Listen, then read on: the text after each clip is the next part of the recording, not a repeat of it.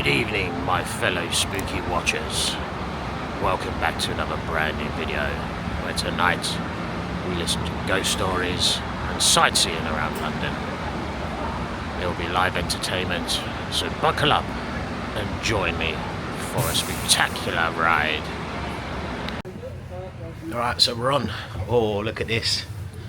It's like a 90s, 70s vibe. Oh, I'm going to sit right here, I reckon. Oh.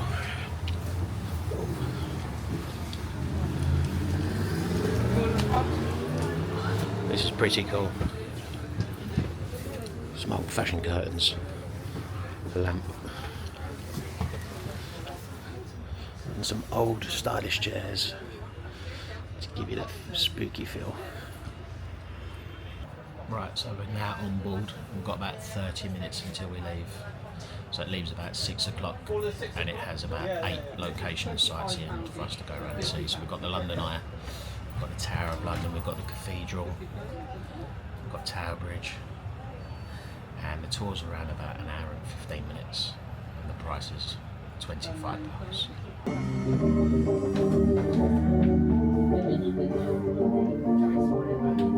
Stairs now. Right, we're off. Hello. There's cameras everywhere. Nobody's safe, you understand. We're stuck at some traffic lights at the moment, everyone. There's over 4,000 traffic lights in London.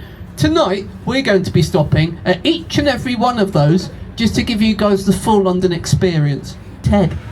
Now, not everyone was happy that Charles I had his head cut off, I should say, including his own son. It's understandable, that, isn't it? He was also called Charles, just to make my job even more confusing.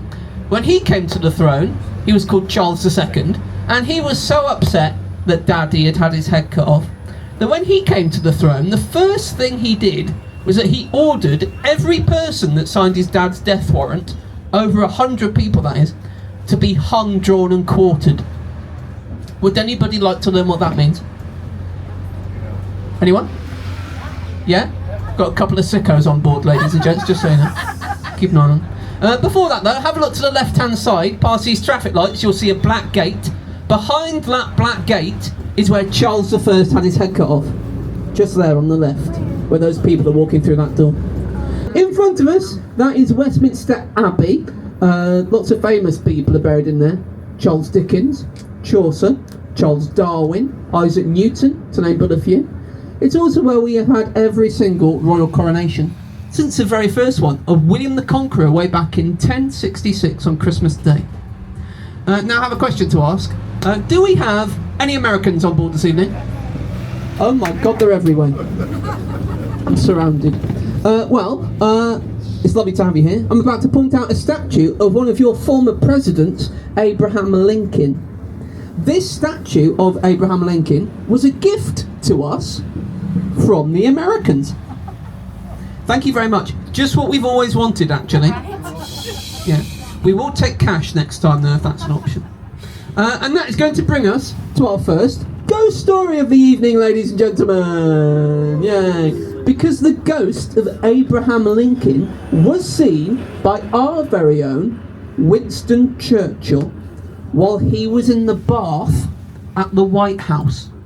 He was there on business. In fact, do me a favour, can we all just close our eyes and picture the scene for a moment, okay? There he was, naked, soapy, vulnerable. When the ghost of Abraham Lincoln appeared in the doorway, you can open your eyes now. Winston Churchill supposedly said, "Oh, Mr. President, you appear to have caught me at quite a disadvantage." At which Abraham Lincoln winked at him and then disappeared in a puff of smoke. See your Timo things. Vinted. We'd do one on Vinted, wouldn't it? Ladies and gents, I'm about to show you our first murder site of the evening. Yay, murder. That's going to be on the right-hand side very soon. Charing Cross Station, home to the 1920 trunk murders. Back in the 1920s, there was a little boy who used to work on the right-hand side here, and his job was to help all the rich people put their luggage on the train for a bit of pocket money. One day, however, he noticed quite a weird smell coming from his trunks. By that I mean the luggage, by the way, not his underwear. Okay. Then they looked inside the trunk, and inside the trunk was the body of a woman that had been chopped up into 8 pieces, each of them individually wrapped in parcel paper. Now they managed to track down the man who did that, and they took him to the police station, and he told the police officers he did it accidentally. I'm not sure about you guys, I do that all the time. Not all the time, only on Wednesdays. But they did track the man down, and then they had him accidentally hung to death then at Pentonville Prison. Have a look to the left-hand side. In a moment, you will see the Adelphi Theatre. We're coming into Theatreland, ladies and gents. Jazz hands. Currently showing Back to the Future, the musical. Also home to the ghost of William Terrace. He was an actor that used to work in that theatre, and he was stabbed to death at the stage door by a fellow actor in the same play as him because he was jealous of his much bigger part. Happens to the best of us, doesn't it? Coming up on the right hand side is going to be the Savoy Theatre and the Savoy Hotel. Now there's no ghost in a Savoy Theatre, I'm afraid, but it did recently show Mean Girls the musical. So some truly horrific acts have been happening there on a nightly basis. It's about to show Paddington the musical, but I can't make any jokes about Paddington because people would actually hate me. On the left-hand side, at the end of this street, is a pub with some big lanterns out the front. That is the Lyceum Tavern, and that is where Bram Stoker, the man who wrote Dracula, lived for 27 years while he was the manager of the Lyceum Theatre, which is next door. The Lyceum Theatre is currently showing The Lion King. Which, any Johnny Depp fans among you? One, I'll let him know. Well, no, it's the home to the demon barber, Sweeney Todd. Let me tell you all about him, because I'm paid to. So, Sweeney Todd was a barber that used to work on this street. He would give you a nice shave. He would give you a nice haircut. He would also slice your throat open from ear to ear and pull a nice convenient lever by his barber's chair. You go down and shoot into his basement. Once down there, you'd be chopped up into nice bite-sized pieces and baked into a pie by his partner, Mrs. Lovett.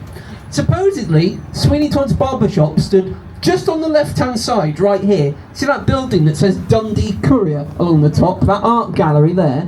That is where Sweeney Todd's barbershop once stood. Or it would have done if it wasn't completely made up. It's from something called a penny dreadful, which is basically an old Victorian cartoon that you could buy for a penny, and was usually about something pretty dreadful, like a barber baking people into pies. The story did say, though, that the barbershop stood just here on the left. There it is. Now, ladies and gents, get very excited. I'm about to show you not 1, not 3, but 2 sites of public execution. Yeah. There's lots of famous stories about this street. If you were due to be hung to death at Newgate Gallows, you'd have to walk down this road that we're about to drive down to your doom. Quite a nerve-wracking prospect, to think you'll agree. So you'd be given a drink to help calm your nerves beforehand, and that is where the phrase "one for the road" comes from. Yeah, I wonder if Frank Sinatra knew that before he sang that song. Also, if you were due to be hung at Newgate Gallows, you have to walk down this street. There'll be a whole entourage of people that would join you on your walk. You wouldn't be alone, including some police officers, the executioner themselves, and also someone that would drive a wagon that would then carry your corpse off after you've been hung to death. And everyone involved would get a drink to help calm their nerves, apart from the man who drove the wagon, just in case he fell off the wagon. That's where the phrase "falling off the wagon" comes from. I'm not making it up. They don't pay me enough to make things up, you know. Have a look to the left-hand side. That is Newgate Church. That's where the execution bell used to be kept. Every morning before an execution, the priest would come out, ring the bell, let everybody know, give them time to nip to Tesco's and grab a meal deal, that sort of thing. These traffic lights in front of us now, this is the traffic lights I was talking about with the whole neck thing. So if anybody feels anything in the neck region in a couple of moments, maybe just keep it to yourself, actually. It's a bit weird, isn't it? But you will have to excuse me, because I do like to enjoy this part of the tour. I don't want to hear any choking noises, thank you. Yeah, nothing like that. Here we go. Just close your eyes and enjoy it. That's what I do. Give me a moment.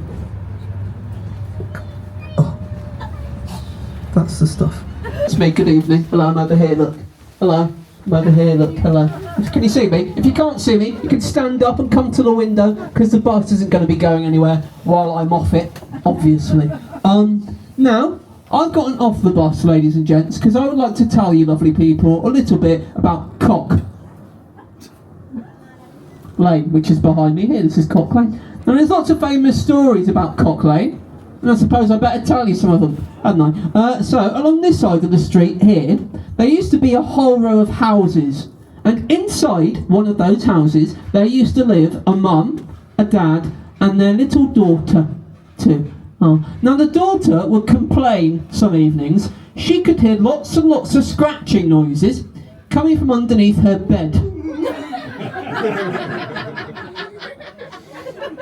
Welcome to London, everyone. Coming from underneath her bed. The parents were quite concerned about that. So what they did was they hired a medium. They couldn't afford a large, unfortunately. And they decided that it was the ghost of Fanny Lyons. She had lived in the house a few years earlier, and she'd been murdered by her husband over a financial dispute. It's like the Tour de France out here this evening. It's absolutely mental. The newspapers got a hold of this story, and they absolutely loved it. And they ran a headline on the front page that said, "You have to excuse me, madam. Scratching Fanny, the ghost of Cock Lane." Yeah. Turns out it was all just a great big hoax. The family were just trying to get the newspapers, so that's a bit of a shame, isn't it? Now,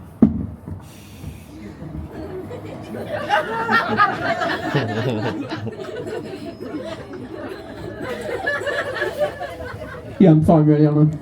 Thank you for your concern. We're going to drive over London Bridge now, which you might have heard from the rumours keeps falling down. Other than that, it's not very interesting. What's more interesting is Tower Bridge. That's going to be on the left-hand side. It's going to be all lit up and beautiful. Here it is. Wow. Now, there is a morgue on Tower Bridge. It's called Dead Man's Hole. Back in the day, about 25 bodies a month would wash up in the Thames. They put all the bodies in that morgue. And it's still there today.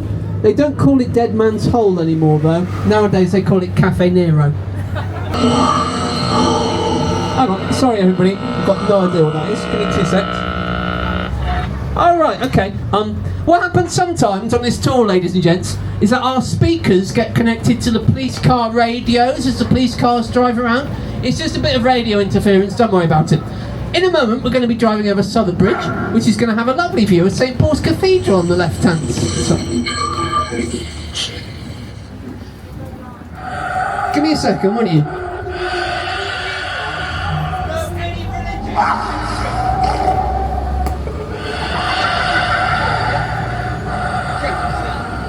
Nothing to worry about, everyone. Everything's fine. It's all good. Do any of you guys know any religious scripture?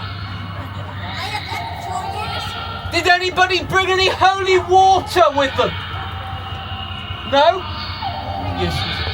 I'll tell you what, just had a good idea. I'm just going to go downstairs and turn the speakers off. That's a good idea, isn't it? Here we go. Out of sight, out of mind.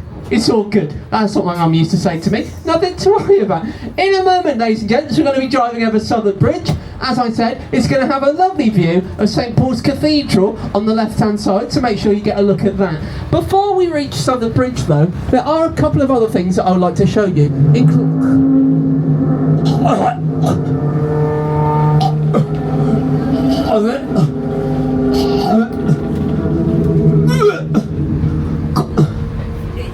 Sorry everyone, got something stuck in my throat for a second then. As I was saying, in a moment we're going to be driving over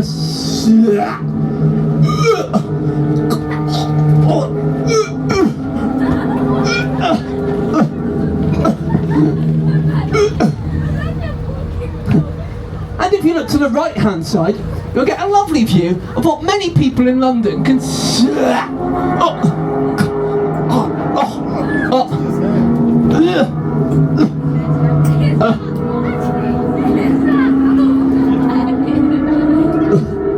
hat just fell off, didn't it? Hadja, I've lost the hat. I'm going to have to run back and get it.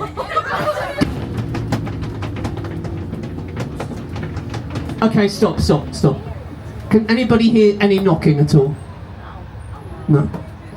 I'm sorry, everyone. Looks like me. That was a silly thing to try and do, isn't it? I don't think there's any ghosts left on this bus. So, we've reached the end of our tour now, ladies and gents.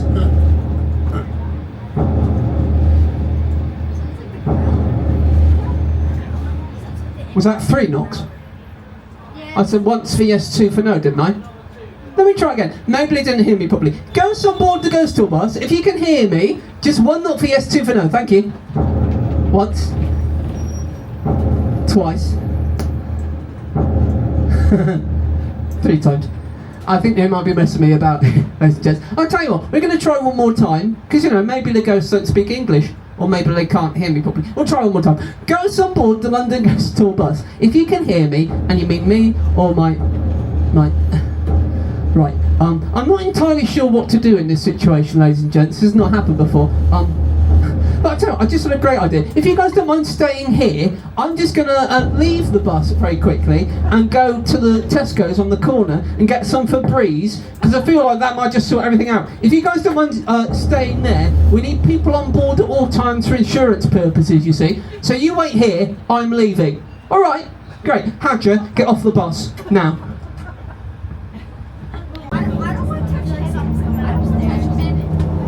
Turn all the lights off. We're pitch black.